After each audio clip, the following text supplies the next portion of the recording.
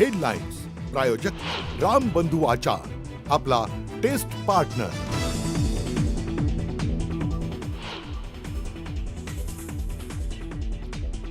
महापालिका निवडणुका 27% ओबीसी आरक्षण, नवीन प्रभागानुसारच सर्वोच्च न्यायालयाचं शिक्कामोर्तब, मुख्यमंत्र्यांकडून निकालाचं स्वागत।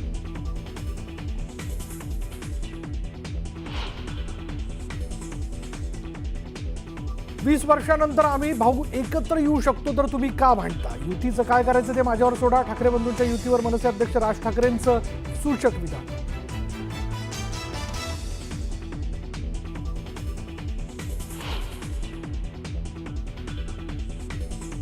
भरत गोगावले रायगडचे पालकमंत्री व्हावेत, गोगावलेंना ध्वजारोहणाचा मान मिळावा, उद्योगमंत्री उदय सामंत यांचं वक्तव्य।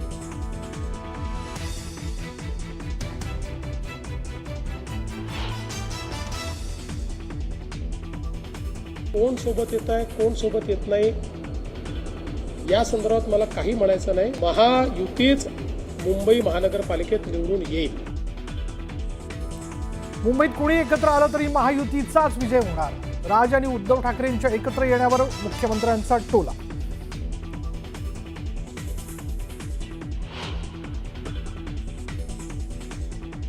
मराठीचा मुद्दा घराघरात पोहोचवा, मराठीचा मुद्दा पोहोचवताना हिंदीचा द्वेष नको, मनसे अध्यक्ष राज ठाकरेंच्या पदाधिकाऱ्यांना थेट सूचना।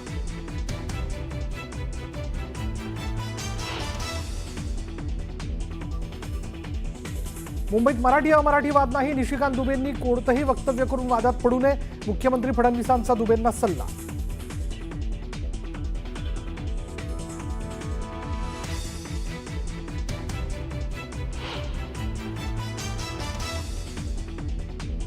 काही चांगलं झालं तर कोणी केलं तर आईने केलं, आणि काही खराब झालं तर बापाने केलं। त्याविषयी मला हे पक्क माहीत झालं की शिवसेनेचाही बाप मीच आहे। भाजप आमदार परिणय फुकेंच्या वक्तव्यानंतर शिवसेना आक्रमक, फुकेंनी माफी मागावी शिवसेनेची मागणी, तर फुकेंचा बोलण्याचा अर्थ तो नव्हता, मुख्यमंत्र्यांची प्रतिक्रिया।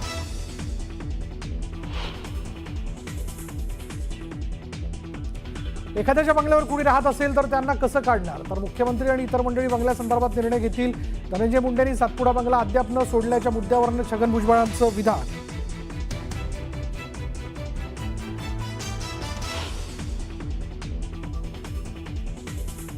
खालिद का शिवाजी चित्रपटावर बंदी घालण्याची हिंदू महासंघाची मागणी, शिवरायांचा खोटा इतिहास दाखवल्याचा आरोप, चित्रपट प्रदर्शित न करण्यासाठी सेन्सॉरला पत्र।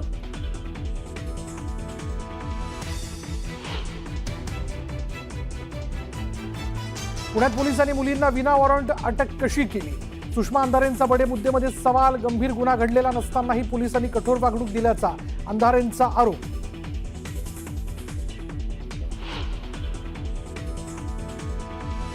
ओव्हल कसोटीत भारताचा इंग्लंडवर 6 धावांनी थरारक विजय, 5 सामन्यांच्या मालिकेत 2-2 अशी साधली बरोबरी, भारतीय गोलंदाजांचा भेदक मारा।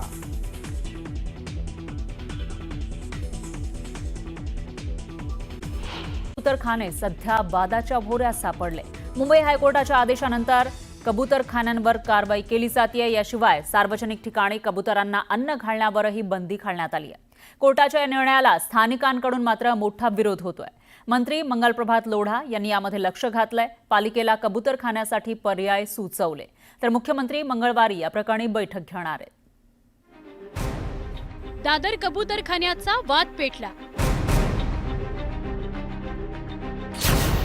हायकोर्टाच्या निर्णयानंतर कबूतरखाना बंद। जैन समाजाकडून मोठा विरोध।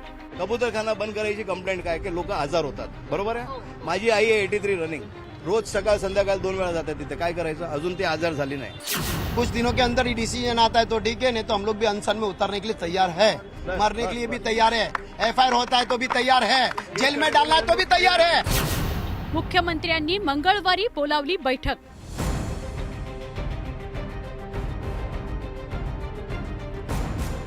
हायकोर्टाच्या आदेशानुसार मुंबई महापालिकेनं दादर कबूतरखान्यावर कारवाईचा पडगा उगारलाय। ताडपत्री टाकून हा कबूतरखाना बंद करण्यात आलाय। कबूतरांना खाद्य टाकण्यास कोर्टानं मनाई केली आहे। कबूतर माणसांच्या आरोग्याला हानिकारक असल्याचं निरीक्षण कोर्टानं नोंदवलंय। कबूतरांना दाणे खाद्य टाकणाऱ्यांविरुद्ध थेट एफआयआर दाखल करण्याचे आदेशही देण्यात आले। कबूतरखान्याविरोधातील या कारवाईवर जैन समाजानं आक्षेप घेतलाय. आमच्याकडे नायर हॉस्पिटल, सायन हॉस्पिटल किंवा सगळ्याचे आरटीआय रिपोर्ट आहे. त्यांना अजून काय पण नाही केस आले. कबूतर में केस आले, एक पण केस नहीं है त्यांच्याकडे. हमारा कबूतर में चंद डालने वाला जो सुबह शाम साफ सफाई करता है ना, उसको आज तक नहीं हुआ है कुछ. अगर सरकार को हमारी इतनी चिंता है ना, तो फिर दारू भी बंद करो, गुटखा भी बंद करो, सिगरेट भी बंद करो, जितनी भी गंदी खाद पदार्थ खिलाते हैं रोड पे उसको बंद करो. यहाँ पे तो सब घुसड़खोरी चलती है. जब यहाँ पे कबूतर की बारी आई तो अभी कबूतर नहीं बोल पा रहे. कबुतरांना खाद्य टाकणं ही अनेकांकरता भूतदया आहे. मात्र शहरी भागात कबूतर गंभीर आजारांना कारणीभूत ठरत आहे. कबुतरांमुळे मानवी आरोग्याला धोका निर्माण झालाय. कबुतरांची विष्ठा अनेक धोकादायक आजाराला निमंत्रण देणारी आणि पर्यावरणाला हानिकारक असते. कबुतरांच्या विष्ठेतला अस्परजिलस हा बुरशी सदृश्य विषारी घटक धुळीत मिसळतो. त्यामुळे पर्यावरणाचं प्रदूषण होतं आणि श्वसनाचे आजार होतात. माणसाला ॲलर्जी, अस्थमासारखे आजार जडू शकतात आणि ते बळावूही शकतात. हायपर सेन्सिटिव्ह न्यूमोनियाची लागणही होऊ शकते. श्वसन नलिका, फुफ्फुसाला सूज येणं असे श्वसनाचे गंभीर आजारही होतात. या प्रकरणी पावसाळी अधिवेशनात मनीषा कायंदे यांनी लक्षवेधी मांडली होती. आता काही लोक म्हणतात आम्हाला तर तिथे रोज आम्ही कबुतरांना खायला घालतो, आम्हाला झाला नाही रोग. तुम्हाला झाला नसेल तर आनंदाची गोष्ट आहे, पण ज्याच्यामुळे आणि हा जो होतोय निमोनियायटिस, त्याच्यामुळे जो होतोय कबुतरांच्या विष्ठेमुळे आणि पंखामुळे, तर हा लवकर लक्षात येत नाही. तो ऑलरेडी तुमच्या शरीरात चांगला एस्टॅब्लिश झाला, लंग्सची तुमची इलॅस्टिसिटी लूज होते आणि तेव्हा तो तुम्हाला लक्षात येतो की हा झालेला आहे म्हणून. लोक इथून प्रवास करतात स्टेशनसाठी, त्यांना माहिती आहे की किती श्वास घ्यायला त्रास होतो. म्हणजे जे पण लोक, मी पण स्वतः जातो, माझे पण शर्ट खूप वेळा म्हणजे खराब झाली आहेत हे कबुतरांमुळे. श्वास घ्यायला त्रास होतो. जे अस्थमा पेशंट आहे तुम्ही सकाळी बघा असे करून जातात ते इथून. आपण कबुतरांना दुसरे सोय करू शकतो, म्हणजे आपण त्यांना चैतन्यभूमीवर किंवा त्यांना दुसरे कुठे ठिकाणावर आपण त्यांना ठेवू शकतो, पण स्टेशन आणि रेल्वे ट्रॅकला पण शिफ्ट करू शकत नाही. कबूतरखाना बंद झाल्यानं भुकेअभावी अनेक कबुतरांचा मृत्यू झाल्याचं समोर येत आहे. कॅबिनेट मंत्री मंगलप्रभात लोढा यांनी याची दखल घेत मुंबई महापालिका आयुक्तांना पत्र लिहून पक्षीप्रेमी आणि स्थानिक नागरिकांनी व्यक्त केलेल्या भावना लक्षात घ्या अशी विनंती केली. तर मुख्यमंत्र्यांनीही या प्रकरणी बैठक बोलावलेली आहे. माझं असं मत आहे की नॅशनल पार्क, आरे कॉलनी, तिथे आपण जानवरांचं मुक्त विचरण आहे, तर ते कबुतरांचं पण तिथे कमीत कमी सुरू केला पाहिजे.